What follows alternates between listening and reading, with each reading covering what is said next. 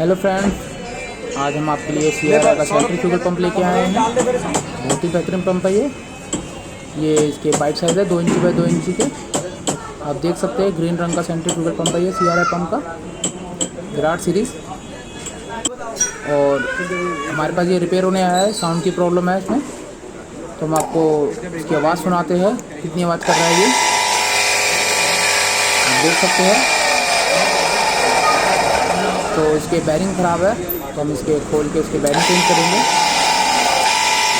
तो इसका फैन का वगैरह खोल के इसका पीछे का हम खोल के दिखाते हैं बैरिंग कौन सा ख़राब है।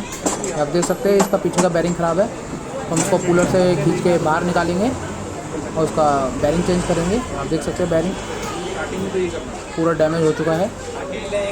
हमने बैरिंग चेंज कर दिया है। अब हम आपको मोटर चला के दिखाते हैं, ये आप सुन सकते हैं, बिल्कुल साउंडलेस हो गई है कंप्लीट। अगर आपको वीडियो अच्छी लगी, शेयर लाइक कमेंट करना, चैनल को सब्सक्राइब करना ना भूलें। जय हिंद, जय भारत, थैंक यू।